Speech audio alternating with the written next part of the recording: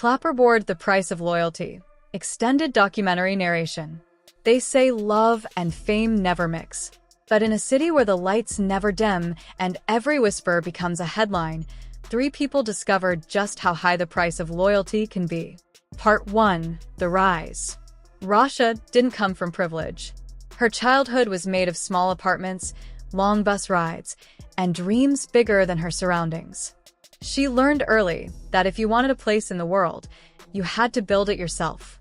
By the time she hit her 30s, Rasha had transformed from a small-town girl with a notebook full of goals into a respected businesswoman in Atlanta's fast-moving music scene. She managed artists, negotiated contracts, and made her name synonymous with integrity. Her secret weapon wasn't power or money, it was loyalty. And standing beside her through it all was Marcus. Marcus was the kind of man who filled a room before he said a word. A former producer turned businessman, he had charisma, ambition, and a way of making people believe. When he and Rasha met at a networking event, something clicked.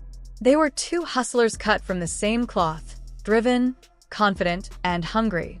Together, they founded a management company that would later handle some of the biggest emerging artists in Atlanta. Rasha handled the business.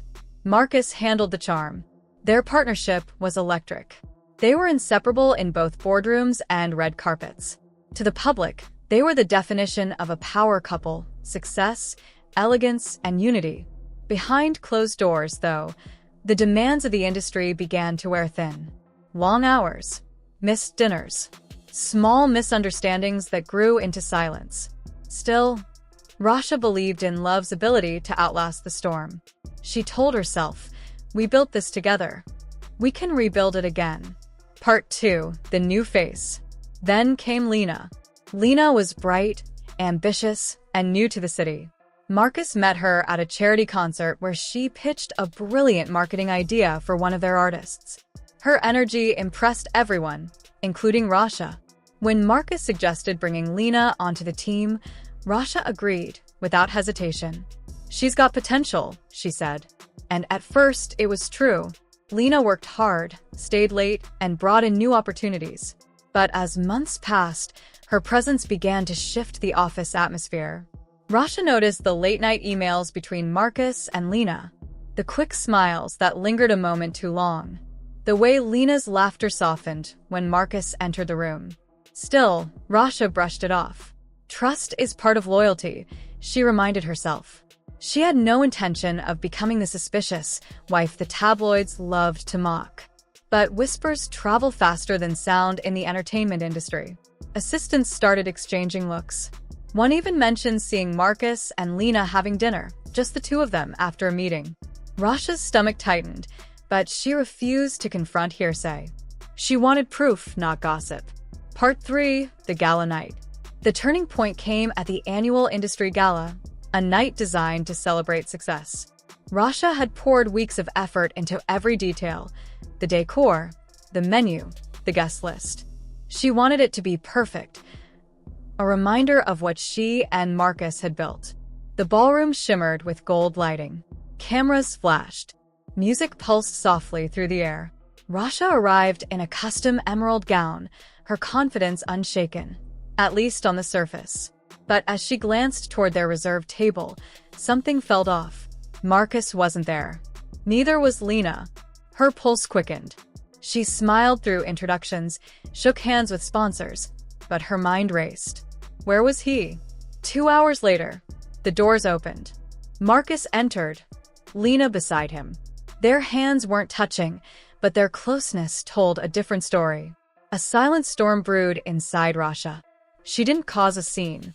She didn't speak a word. She simply excused herself, lifted her head high, and walked out before dessert was served. That night, the city lights felt colder. When she arrived home, her phone wouldn't stop vibrating: messages, photos, screenshots. Evidence she didn't ask for, but could no longer ignore. The betrayal was no longer rumor, it was fact. Part 4. The Fallout. By morning, gossip blogs were ablaze. Industry power couple on the rocks. Marcus seen leaving party with new manager.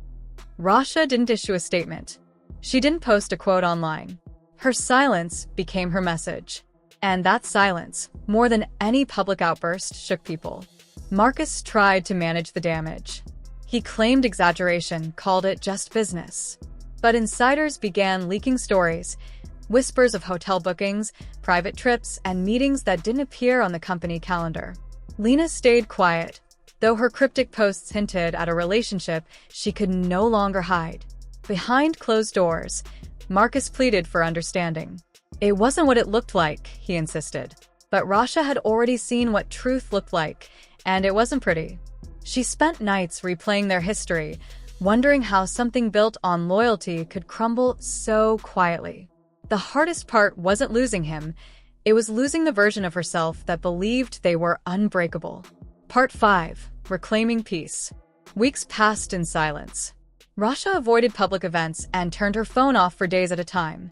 The quiet was uncomfortable at first, but eventually, it became necessary. It was her childhood friend, Janelle, who reminded her of something simple yet powerful. "You don't owe the world your pain," Janelle said, "but you do owe yourself your peace." Those words struck deep. That night, Rasha removed her wedding ring and placed it in a small velvet box. Not out of revenge, but acceptance. She was done trying to fix something that no longer existed. In the months that followed, Rasha stepped away from the business entirely. She poured her time into her foundation for young women in entrepreneurship. She began therapy, started journaling, and rediscovered laughter in the smallest things. Coffee on her porch, late-night walks with music in her ears, the quiet sound of her own breathing without anxiety pressing on her chest. Part 6. The Fall of Marcus.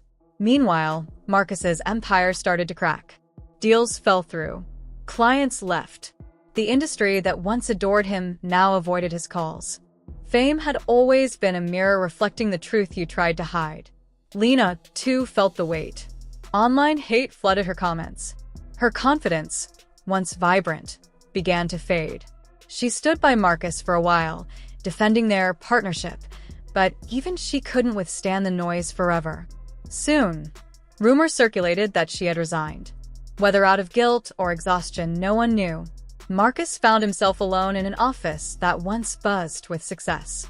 He'd traded loyalty for temptation and lost everything in the process. Part 7. The Return. Months later, at an awards ceremony honoring community leaders, Rasha's name was called. Her foundation had transformed lives, offering scholarships, mentorships, and safe spaces for women in business. She walked the red carpet with calm elegance. Reporters called out her name, but she no longer flinched. The flash of cameras didn't intimidate her, it illuminated her growth. Inside, as she prepared to accept her award, she noticed Marcus across the room. Their eyes met for the first time in nearly a year. He looked older, smaller, burdened. When Rasha stepped to the stage, she took a deep breath and let her heart speak. "I used to believe loyalty meant staying," she said softly. "Now I understand loyalty also means letting go when something no longer helps you grow." The crowd erupted into applause. Marcus lowered his gaze. After the ceremony, he approached her quietly. "Rasha, I'm sorry," he began. She smiled gently, her voice steady. "We're both where we need to be. That's enough." Then she walked away, not in anger, but in peace. Part 8. The Legacy. In the months that followed, Rasha's name became synonymous with resilience. Her foundation expanded to new cities, and her story inspired thousands online. She hosted seminars teaching young women that strength isn't about perfection, it's about recovery. She never mentioned Marcus or Lena again. She didn't need to. Her silence spoke louder than any interview ever could. Over time, Rasha found herself smiling again, traveling again, even opening her heart again. She met someone new, someone who saw her strength as something to celebrate, not compete with. But before she loved anyone else, she learned to love herself first. Her laughter returned. So did her peace. Part 9. Reflection. One evening, sitting by the window of her new office, Rasha reread one of her first journal entries. "Never let betrayal define you. Let it refine you." She closed the book and smiled. Everything she'd endured had led her here, stronger, wiser, whole. Marcus and Lena were no longer chapters of heartbreak. They were lessons in growth. In interviews, people often asked if she regretted anything. Her answer never changed. No. Because if I hadn't lost what I thought I needed, I'd never have discovered who I really am. And that, more than any award or headline, became her victory. Closing narration. In a world that rewards appearances, Rasha chose authenticity. Where others chased noise, she found peace. Her story isn't about revenge. It's about redemption. It's a reminder that loyalty isn't blind devotion, it's brave discernment. Because sometimes the greatest act of loyalty you can show is to yourself. And when the final credits rolled on the love story that once defined her, Rasha didn't fade into the background. She rose, quietly, powerfully, proving that every ending can still become a beginning. They say love and loyalty are powerful things. But when fame, ambition, and temptation collide, even the strongest bond can begin to crack. In a city built on success and spotlight, where every smile hides a story and every rumor carries a spark, 3 people learned that loyalty has a price, and sometimes it's everything you own. The beginning of a dream. Rasha was a woman who had never been handed anything. No wealthy family, no easy connections, only grit, passion, and a vision that refused to die. She grew up knowing that if she wanted a seat at the table, she'd have to build the table herself. And she did. From small event gigs to managing rising artists, Rasha became one of the most respected names in Atlanta's entertainment scene. Her secret wasn't just her talent, it was her heart. She treated people like family, even in an industry where loyalty was rare. And at the center of her world was Marcus, her husband, her partner, and her greatest ally. Together, they built a powerhouse management firm that launched careers and shaped culture. To the outside world, they were unstoppable, a picture of success, unity, and love. But perfection, as it turns out, is often just good lighting. Cracks in the foundation. Their business grew fast, faster than either of them expected. Marcus handled deals and negotiations. Rasha managed artists and creative direction. They were partners in every sense, until the late nights started becoming later and the conversations shorter. Marcus began spending more time at the office, insisting he was chasing new opportunities. Rasha wanted to believe him. After all, loyalty was her language. She trusted him completely. Then came Lena. She was sharp, charismatic, and ambitious, the kind of woman who could walk into a crowded room and make everyone notice. Marcus introduced her as their new talent manager, someone who could help take their firm to another level. Rasha smiled and welcomed her with open arms. At first, everything seemed fine. Lena worked hard, impressed clients, and brought in results. But soon, small things began to feel off. Whispers around the office. Late-night strategy meetings that didn't appear on the calendar.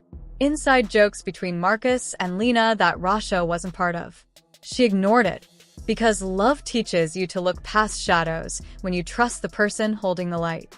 The night, everything changed. The annual gala was supposed to be a celebration, a reflection of everything they had built together. Rasha planned every detail meticulously. The venue, the theme, even the music. It wasn't just an event, it was a symbol of their shared empire. But destiny, as always, had its own agenda. That night, as guests arrived in glittering gowns and tailored suits, Rasha noticed something immediately. Marcus's seat beside her was empty. At first, she brushed it off. Maybe he was finalizing something with the event staff. Maybe he'd surprise her with a grand entrance. Then someone whispered, "He's here." Rasha turned toward the entrance and saw Marcus walking in. But he wasn't alone. Lena was at his side, elegant in a dress that matched his tie. Their hands didn't touch, but their eyes did. And that was all it took. In a single moment, the room blurred.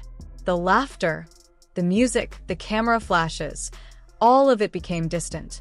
What remained was silence, heavy and sharp, pressing against her chest. Rasha didn't cause a scene.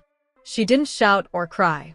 She simply smiled, posed for one last photograph, and left quietly before dessert was served. Because sometimes silence speaks louder than any words. The unraveling. When Rasha got home, the truth was waiting for her, in messages, photos, and evidence she never wanted to see. Conversations at odd hours. Weekend business trips that weren't on any calendar. Words of affection that weren't meant for her. The woman who had once been the heart of an empire now stood in the wreckage of her own trust. The next morning, the headlines exploded. Power couple in trouble. Marcus seen leaving party without wife. Speculation turned into gossip. Gossip turned into proof. And suddenly, everyone had something to say. Marcus tried to control the narrative. He told friends and the media it was all exaggerated, that the world loved tearing down successful couples. But the truth doesn't need to scream. It whispers until it's undeniable. Lena posted vague captions about new beginnings and energy shifts. Fans connected the dots. Their business, once the talk of Atlanta, became the subject of scrutiny. And through it all, Rasha stayed silent. Not because she was weak, but because she was tired. Her silence wasn't surrender. It was protection. She knew that once she spoke, she couldn't take it back. And sometimes, the most powerful statement a woman can make is choosing not to explain herself. Breaking the silence. Weeks turned into months.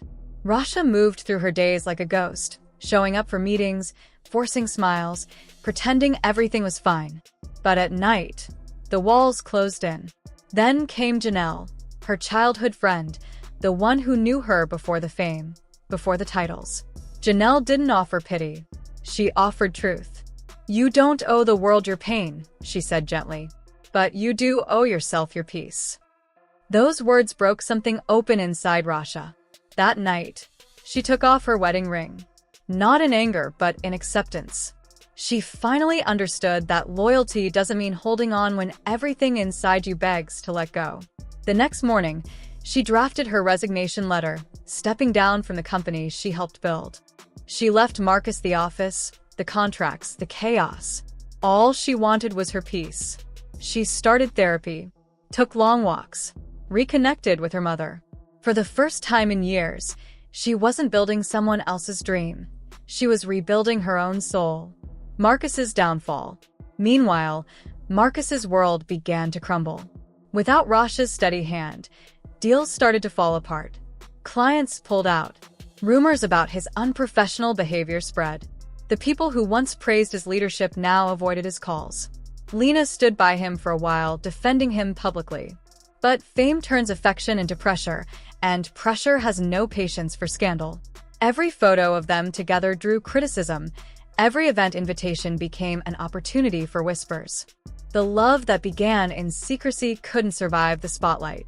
Rasha didn't follow the news, but the city's silence told her everything. The same people who once doubted her now admired her resilience. She wasn't seen as the woman left behind. She was the woman who rose again. The return. Months later, Rasha received an unexpected call. She was being honored at an award ceremony for her work in women's empowerment and business mentorship. It was recognition for something that truly mattered. For the first time, her identity wasn't tied to Marcus. That evening, she walked into the ballroom radiant in white, confident, calm, complete. Cameras turned to her, not out of curiosity, but respect.